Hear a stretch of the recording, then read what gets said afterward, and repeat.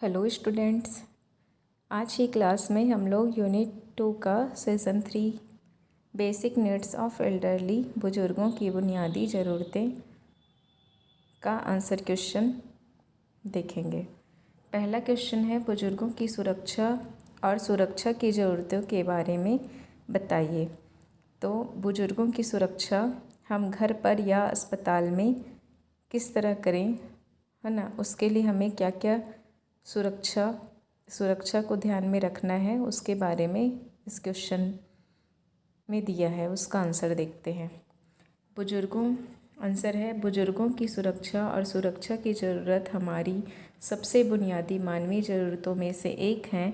सभी आयु समूह के लिए सुरक्षा बहुत महत्वपूर्ण है, लेकिन छोटे बच्चों और बुजुर्गों के लिए सुरक्षा सबसे अधिक महत्वपूर्ण है। उदाहरण के लिए, शिशु ने अपने मुंह में छोटी वस्तु को जो खतरनाक हो सकती है, जैसे गोलियां, जहरीला पदार्थ आदि हो सकता है, तो इसको बच्चों से, शिशुओं से दूर रखना है ना।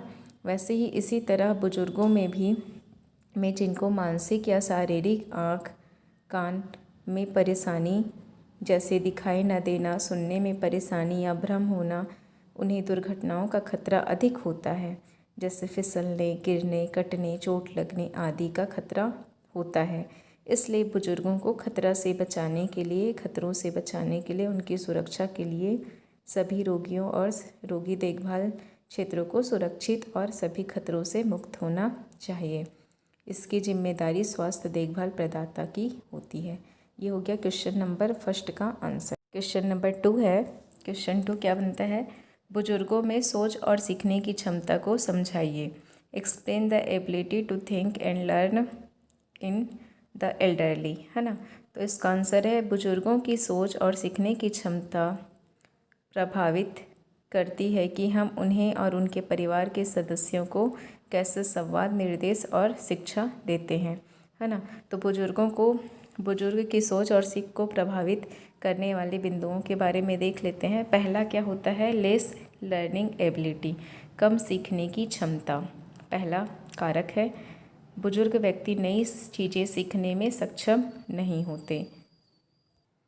सेकंड कारक है, second factor, a short attention span, ध्यान अवधि कम, बुजुर्ग लंबी और विस्तृत जानकारी को समझने में सक्षम नहीं होते, छोटे निर्देश को आसानी से सीख सकते हैं। तो ये सेकंड फैक्टर है किसके, बुजुर्गों के सोच और सीखने को प्रभावित करने वाले कारक। थर्ड है, लेस एबिलिटी टू अंडरस्टैंड, समझने की क्षमता में कमी, कुछ बुजुर्ग भ्रमित होते हैं और समझने में सक्षम नहीं होते हैं। फोर्थ है, इनएबिलिटी टू कम्युनिकेट, संवाद करने में असमर्थता, बुजुर्ग सवाल पूछने और बोलने में सक्षम नहीं हो सकते हैं। इसका कारण अफेजिया या वाक्चाघात, पैरालाइज, है ना, वन साइडेड पैरालाइज, बोलने की क्षमता में कमी हो सकता है। नेक्स्ट है, पुअर हेयरिंग एंड साइट, सुनने और देखने में कमी, मनुष्य में उम्र के अनुसार देखने और सुनने में परेशानी होती है। जीडीए को मरीज की सहायता करना चाहिए। तो ये सारे जो है 5 प्रकार के फैक्टर हैं, कारक है, जो बुजुर्गों की सोच और सीखने की क्षमता को प्रभावित करते हैं।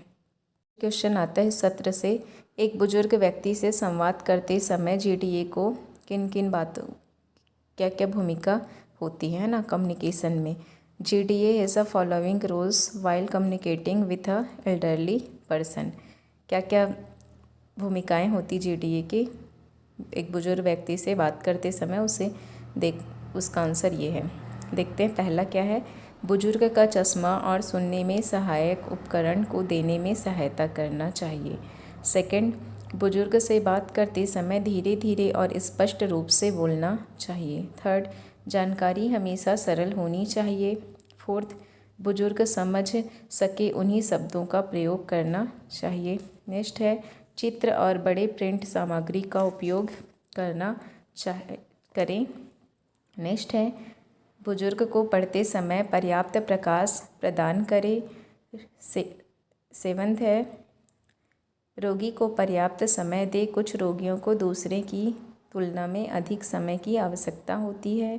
निष्ठ है, सुनिश्चित करे कमरा शांत है। निष्ठ है, बुजुर्ग को बात करने और सवाल पूछने की अनुमति दे। निष्ठ है, संचार और निर्देश प्रक्रिया में प्रियजनों को शामिल करे, है ना। तो ये टोटल मैंने 10 पॉइंट लिखवाया है कि बुजुर्ग व्यक्ति को संवाद करते समय जीडीए की क्या क्या भूमिका होती है। इसमें से किन्हीं 5 या 6 पॉइंट को आप लोग याद कर सकते हैं।